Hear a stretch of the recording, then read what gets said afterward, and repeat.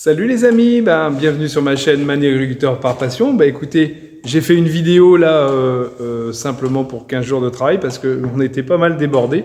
Vous allez voir dans la vidéo, mais la semaine dernière, j'ai rentré mon orge de printemps, on a retourné du lin, on a fait retourner du lin chez un de mes voisins. On a rentré du lin de printemps, c'est pas fini. Enfin bon, on a quand même pas mal travaillé. Enfin en tout cas, on n'a pas arrêté. On a semé nos colzas aussi. Et puis voilà, vous allez voir ça tout au long du petit film que je vous ai fait. Donc comme d'habitude, si jamais ça vous a plu, un petit pouce bleu si ça vous fait plaisir. Et puis sinon en commentaire, tout ça, voilà, vous me direz ce que vous en pensez. Allez, bon visionnage. Alors avant de faire mon colza, je mets de la chaux qui est renforcée avec de la magnésie aussi parce que mes terrains manquent assez de magnésie. Après on fait un chaulage ici tous les 3-4 ans, c'est suffisant pour arriver à un pH environ de 6,5, 7 quoi. Et là on met 1,5 tonne.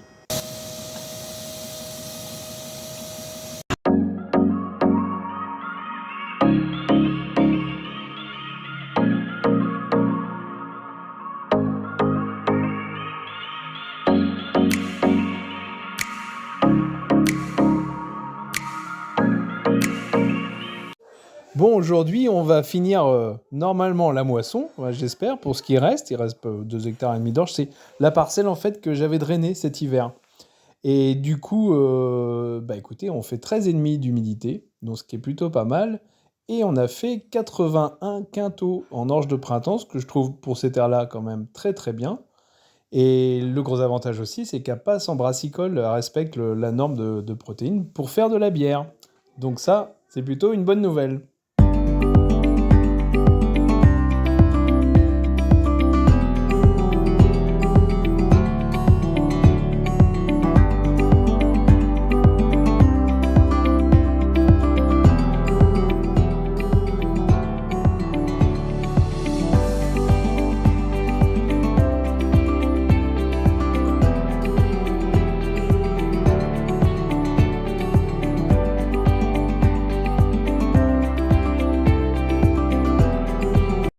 Bon là, la formation du conducteur du chariot commence là.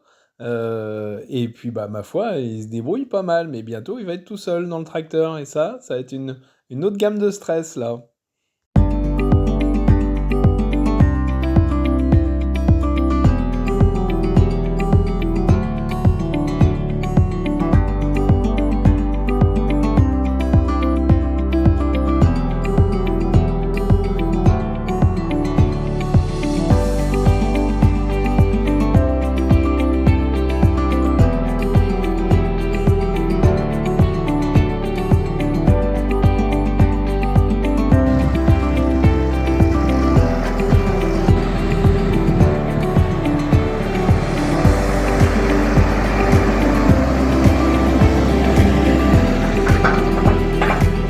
Bon là on est arrivé en force chez Jean-Louis, notre voisin et ami, parce que le pauvre avec sa petite pétrolette là qui marchait pas trop fort, écoutez, on a quand même réussi à lui retourner pas mal d'hectares. Donc là, je pense qu'il a dû l'apprécier.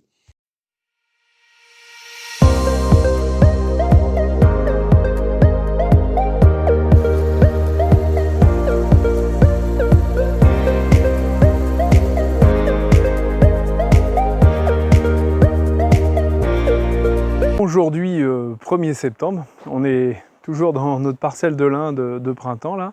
On a tiré quelques canchères là sur les bords qui étaient vraiment... C'est un endroit assez humide ici. Hein. Donc on a préféré, par mesure de sécurité, si on veut retravailler le lin, le retourner, et on a préféré les enlever. J'ai enlevé aussi à peu près 5 passages, 5 tours tout autour de la parcelle aussi pour les dégager au maximum, les passages de pulvée, où souvent le lin, quand il tombe dedans, que c'est une année humide, si c'est une année humide, il tombe dans les passages et puis là il commence à blanchir dessous et il commence à pourrir. Donc j'ai préféré les enlever, c'est, on va dire, un peu notre assurance récolte quoi. Donc là dimanche, là ça c'était la semaine dernière, ça on a fait ça je crois jeudi. On a eu 0 mm, vraiment un mini crachin, je pense qu'il représentait même pas 1 millimètre. On a pas mal de vent ici. Il y a eu aussi beaucoup de rosée ce matin. On avait comme un brouillard, donc j'ai vraiment l'impression que ça a quand même bougé les choses. Je vais vous faire voir ça. Dans la partie pas très longue, et ben le lin, en fait, il a plus ces taches rouges, quoi. Enfin, vous voyez, comme on voyait l'autre jour, par rouille, quoi. Donc, j'ai moitié envie. On devait faire du colza hier, on avait préparé toutes les machines pour. Et demain, pardon. Et du coup, je pense que je vais plutôt tirer mes grandes longueurs dans le lin, parce que là, maintenant, après, si jamais il pleut beaucoup dessus, 20 mm, après, il va vraiment commencer à réellement s'abîmer. Je pense que demain, plutôt que de semer du colza, c'est dommage parce qu'on a tout attelé. Ils annonçaient en fait ce week-end pas mal d'eau, et puis en fait, on n'a rien eu, ça devait être des orages. Et puis on n'a vraiment rien pris, donc voilà. Après, je vous emmenais aussi dans un coin de la parcelle où là, par contre, le lin est très épais. Il n'y a pas de blanc il n'y a pas de terre entre les nappes de lin, mais il se touche vraiment. Et là, par contre, je pense que ça va être trop short pour l'enrouler. Là, vraiment, il va falloir qu'il pleuve dessus. Mais bon, je vais déjà au moins dégager la plus grande partie de la parcelle. À partir d'ici, il est déjà beaucoup plus long. Et on n'est pas à son maximum. Je vais vous emmener vraiment dans un autre coin de la parcelle. Là, il est déjà nettement mieux. Je dirais que la bonne partie, à 18 hectares et demi, là, la bonne partie doit représenter à peu près un tiers de la parcelle, à quelque chose près. Donc là, vous voyez, là vraiment, il y a des nappes de lin très épaisses. Et du coup, forcément, ça rouille beaucoup moins vite que le reste. Et puis, vous voyez, je voulais vous faire voir aussi ce que j'ai retiré. Vous voyez, j'ai retiré 4-5 passages dans les PUV, là. Donc là, voilà, je l'illustre avec la caméra. Et puis autour aussi, parce qu'ici, on est vraiment entouré d'arbres. Alors là, ici, c'est une parcelle en fait qui a reçu du lin. Normalement, du lin, on dit tout le temps, à peu près 6-7 ans dans la rotation, quoi, pas avant. Sauf une parcelle qui est vierge de lin. Donc là, il y a 2 ans, j'avais fait du lin. Entre deux, j'ai pas labouré. Et du coup, j'ai remis un blé. Et là, je reviens avec ma 2e année de lin. Et puis, maintenant, on va reprendre le rythme normal et il y aura du lin dans 6 à 7 ans, quoi. Mais je l'ai déjà fait par le passé, des parcelles qui n'avaient jamais vu de lin. Et on rencontre pas souvent Il y avait peut-être plus de maladies cette année, il y avait un peu plus d'oïdium. Mais en termes de tonnage, je vois pas un gros écart par rapport à il y a 2 ans. Enfin bon, après le Rhône-Balair nous le dira, le nombre de boules, mais normalement, on ne prend pas un très gros risque à faire ça.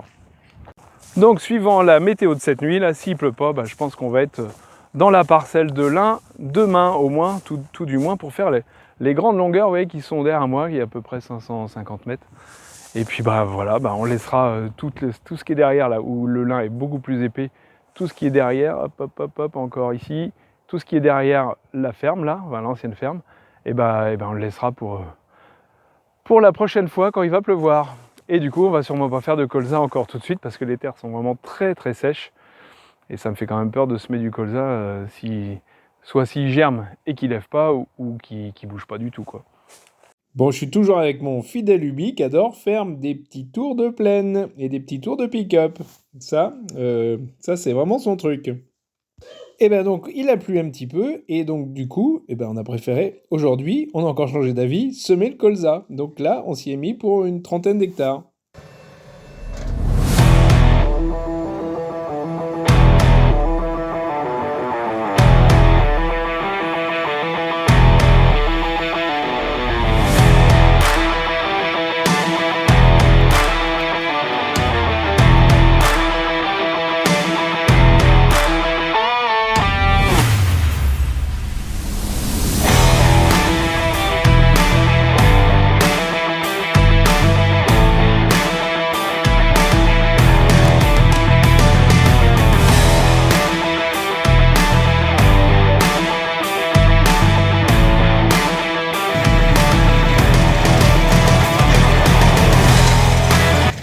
Donc là, on a quand même pas mal de fraîcheur. On a descendu un petit peu le turbo, là, qui travaille un petit peu plus profond. Et on sème à peu près à 2 cm et demi. On est vraiment dans le frais. Donc, bon, on va essayer de garder ce rythme-là toute la journée. Bon là, on a eu quelques petits problèmes de GPS. Là, en fait, on a un petit décalage de 8 centimètres entre les passages du semoir. Donc, il y a quelque chose forcément qui a dû tordre, je sais pas, ou mal attelé. Il y a quelque chose comme ça. Problème réglé, on passe à autre chose. Bon, la météo étant incertaine, on nous annonce toujours de l'eau et il pleut pas. Donc, bah, j'ai préféré quand même rouler les terres à colza bah, pour favoriser le contact terre-graine, quoi. Et puis, bah, favoriser une levée assez homogène. Bon, j'ai ressorti le Magnum attelé au rouleau. Bon, le tracteur est quand même assez gros pour le rouleau, mais j'avais pas trop le choix parce que d'habitude, c'est plutôt le CAS, le Maxum, le vieux Maxum 5140 qui est attelé dessus. Mais là, il est encore en panne et on n'a vraiment pas eu le temps de s'occuper de ça. Donc, bah voilà, on a fait avec les moyens du bord, on va dire.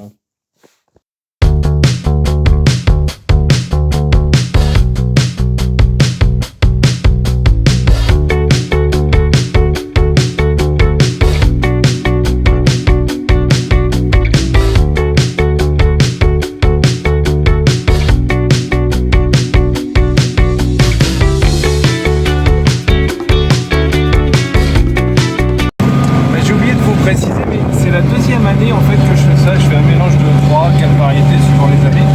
Bah, je me suis rendu compte en fait que c'était des variétés, par exemple, si il y a une variété qui a un bon potentiel, mais par contre qui est versante, bah, j'ai l'impression quand même qu'on voit moins cet effet de verse parce que détenu par les autres.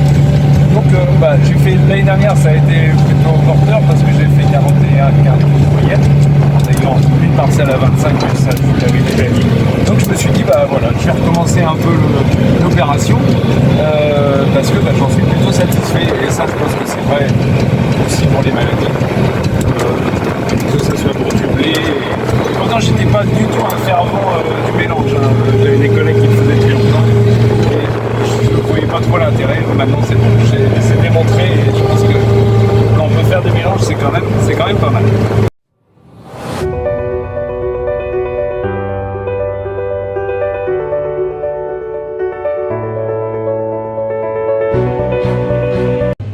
Bon bah là je suis en train de faire un désherbage donc sur le colza qui vient d'être semé et donc je suis toujours assez satisfait de mon pulvé. Par contre vous pourrez remarquer que je n'ai plus de petite manette parce qu'en fait la manette était remplacée par un énorme boîtier qui est très moche et parce qu'en fait bah, pour l'instant Verneland m'avait fourni à l'époque, je vous rappelais, une manette qui ressemblait un petit peu à ça. Et le souci, c'est que y a un dysfonctionnement avec tous les fans tout de suite, et notamment les One.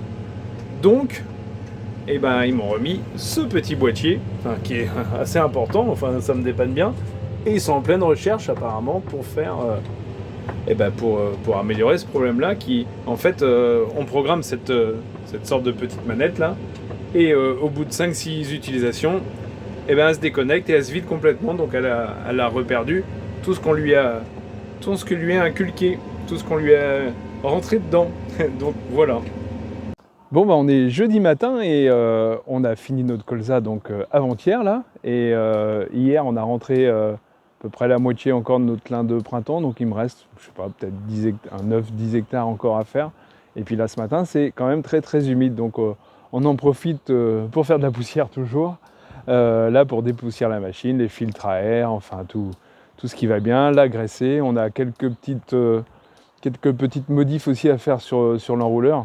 Donc on a changé les guides là, vous voyez, des guides parce qu'on a un problème, les courroies se baladent vraiment de gauche à droite et vous voyez, elles ont même bouffé un petit peu le support, là, on n'a pas fini de le bricoler. Et on nous a vendu donc un kit avec des roulettes, ce qui permet normalement de moins user les courroies. Mais ça, vous voyez, je trouve pas ça très très au point quoi.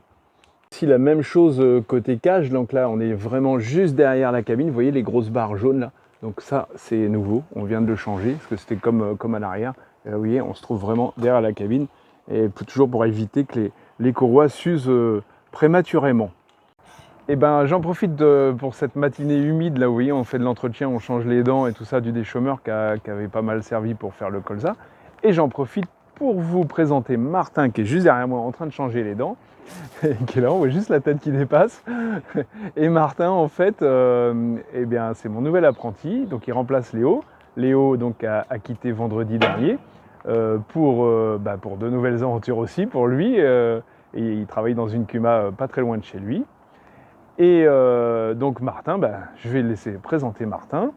Voici Martin, donc Martin qui fait un BTS GDEA, donc pour les génie des équipements agricoles. Voilà. Ce qui touche à la mécanique agricole. C'est ça.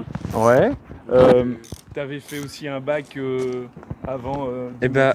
J'ai fait un bac maintenance des matériels et des véhicules agricoles au lycée Claude Lehec à Saint-Hilaire-du-Harcouët. Et donc maintenant je rentre en BTS GDEA, donc pour 2 ans en alternance ici chez Emmanuel. Bon voilà. Bon courage Martin alors. Bon j'espère que cette vidéo vous a plu.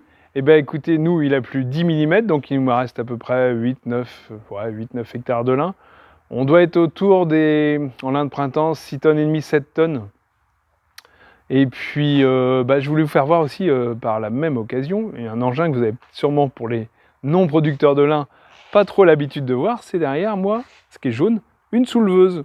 Alors vous voyez cette machine, là, cette souleveuse-là, en fait, vous roulez sur deux nappes de lin en même temps. Alors il en existe des 4 ans aussi, hein, de cette marque-là, c'est une marque belge. Et en fait, ça permet au fer à boli quand le lin est un petit peu trop rentré en terre, c'est-à-dire que quand il a plu comme là, ou alors quand il est pris aussi par les graines de lin qui repoussent, eh bien de pouvoir le décoller du sol afin qu'on le reprenne avec le pick-up normal. Donc c'est ça le pick-up normal par rapport à l'automoteur qui lui a vraiment des picots vraiment qui rentrent dans le sol. Donc vous voyez, il y a des toutes petites roues là qui se trouvent juste devant là, et ce qui permet que ça entraîne en fait ces petites roues là.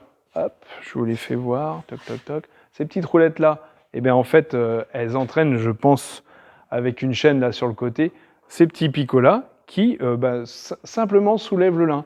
Et en fait, une fois que le lin est soulevé, par contre, faut le rentrer aussitôt. C'est très embêtant s'il repleut derrière parce que le fait on l'abîme en fait, le fait de le soulever, qu'il repleuve, donc obligé peut-être de le soulever ou même des fois de le retourner, c'est pas trop bon pour la qualité du lin. Et puis vous voyez derrière moi, en fait, les premières boules de lin de printemps qu'on a pu rentrer. Et ma foi, après, dans le Calvados, c'est vraiment pas l'année du siècle hein, dans le lin par rapport à d'autres régions. Mais écoutez, j'espère qu'il y aura au moins de la qualité quand même. Donc là maintenant, je pense qu'on va avoir assez de pluie. Les derniers lins qui n'étaient pas trop rouillés, parce qu'en fait dans la parcelle, je vous avais fait voir au cours de la semaine là, mais là ça a quand même, avec les 10 mm qu'on vient de reprendre tout de suite, ça a quand même drôlement changé la couleur. Donc maintenant, dès qu'il va faire beau, tout va être bon à rentrer. Sauf que la météo pour la semaine prochaine s'annonce quand même pas terrible. Demain on a une petite accalmie, mais c'est tellement mouillé, on a pris 10 mm. Donc là, ce week-end, ça va pas être terrible. Donc je crois qu'on va vraiment faire du coup par coup. En tout cas, écoutez, je vous souhaite une bonne semaine à tous. Comme on dit d'habitude. Et puis à une prochaine pour de nouvelles aventures. Allez, ciao!